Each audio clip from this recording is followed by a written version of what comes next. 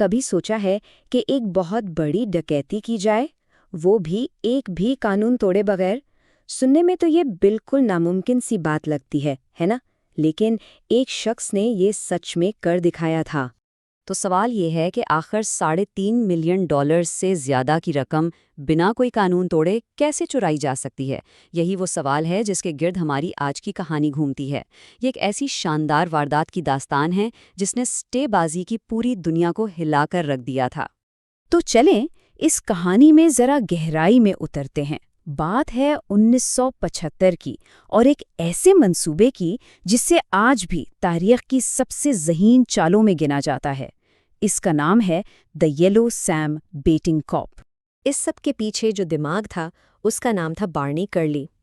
लेकिन आखिर ये शख्स था कौन और इस मुकाम तक पहुंचा कैसे? इसकी कहानी की जड़ें जुए की दुनिया में बहुत गहरी थीं। देखें, बार्नी ने जुए की चालाकियां अपने घर से ही सीखी थीं। उसके वालिद रेस जीतने के लिए कुत्तों को ड्रग्स देते थे, लेकिन बार्नी वो तो एक कदम आगे निकला। सिर्फ 15 साल की उम्र में उसने अपने ही वालिद को डबल क्रॉस किया, उनके मंसूबे को नाकाम बनाया और दूसरे कुत्ते पर शर्त लगाकर अपनी पहली जीत हासिल की। लेकिन बहुत जल्द उसने इस खेल का खतरनाक चेहरा भी देख लिया। जब उसके वालिद की एक शर्त बहुत बुरी तरह पिट गई तो पूरा खानदान कर्ज के बोझ तले दब गया, और इस एक गलती की कीमत चुकाने के लिए बार्नी को स्कूल छोड़कर 18 महीने एक फैक्ट्री में काम करना पड़ा। तो अब सीधा 1975 में चलते हैं। इस वक्त तक बार्नी इतना बदनाम जुआरी बन चुका था कि ज्यादातर बुकीज उसे देखते ही शर्त लगाने से मना कर देते थे। ऊपर से वो 12,000 पाउंड के कर्ज में भी डूबा हुआ था।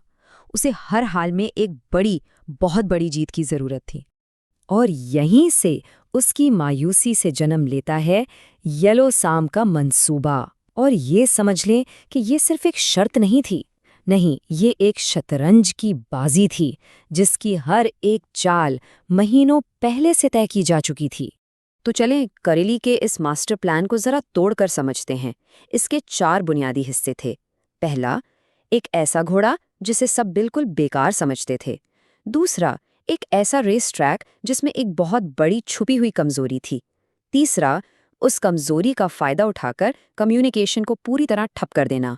और चौथा और सबसे अहम, पूरे मुल्क में एक ही वक्त पर घात लगाकर हमला करना। अच्छा, इस मंसूबे को पूरी तरह समझने के लिए एक छोटी सी चीज़ जानना बहुत ज़रूरी है, और वो है हैंडीकैप रेसिंग। इसमें होता ये है कि जो अच्छे और तेज़ घोड़े होते हैं उन पर थोड़ा इजाफी वज़न डाल दिया जाता है ताकि रेस बराबर की हो जाए और कमज़ोर घोड़ों को भी जीतने का मौका मिले। और कर्ली ने इसी उसूल को अपने फ़ायदे के लिए इस्तेमाल करने का सोचा। और अब आते हैं मंसूबे के हीरो पर, येलो सैम। कागजों पर तो ये घोड़ा बिल्कुल फारिग था, अपनी पिछली 9 रेसों में बहुत बुरी तरह हारा था। लेकिन ये सब एक सोची समझी चाल थी। कर्ली ने जानबूझकर उसे ऐसी जमीन पर दौड़ाया जो उसके लिए बिल्कुल ठीक नहीं थी, सिर्फ इसलिए ताकि इसकी रेटिंग गिर जाए और बुकीज इसे एक मजाक समझे। हकीकत ये थी कि येलो सैम सख्त जमीन पर एक चीते की तरह दौड़ता था, और ये बड़ी रेस भी सख्त जमीन पर ही होनी थी। अब बारी आती है रेस ट्रैक की। कर्ली ने बेलियूस टाउन का रेस कोर्स किसी खास वजह से चुना था। यहाँ एक ऐसी कमजोरी थी जो किसी के नज़र में नहीं आई।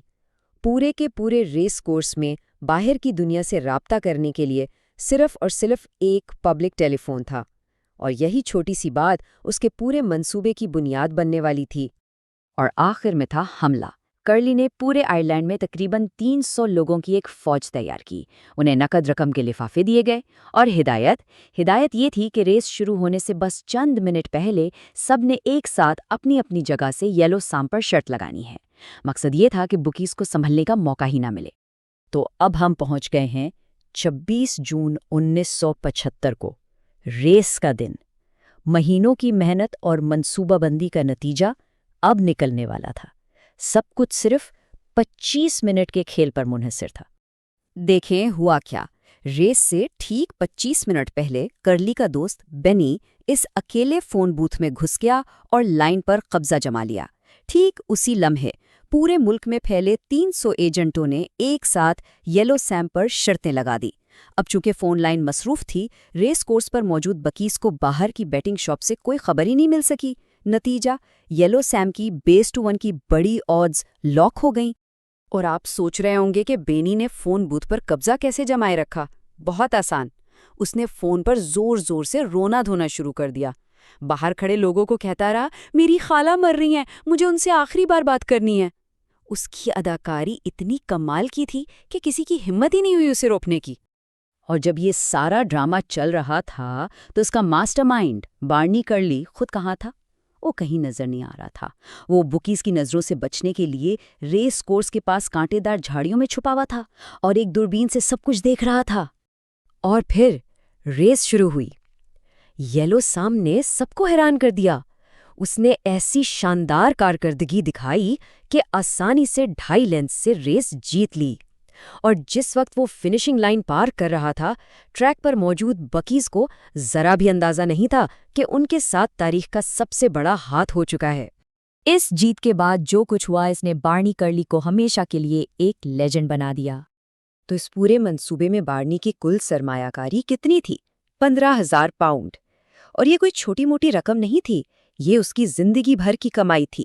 اس نے اپنا سب کچھ ایک ہی داؤ پر لگا دیا تھا۔ اور اس رسک کا انعام کیا ملا؟ پورے 3 لاکھ پاؤنڈ! جی ہاں، اس کی سرمایہ کاری کا 20 گنا۔ ایک ایسا منافع جس کے بارے میں کوئی سوچ بھی نہیں سکتا تھا۔ اگر اس رقم کو آج کے حساب سے دیکھیں تو یہ 3.5 ملین امریکی ڈالر سے بھی زیادہ بنتی ہے۔ ذرا سوچیں، ایک دن میں اتنی بڑی رقم، اور وہ بھی بالکل قانونی طریقے سے۔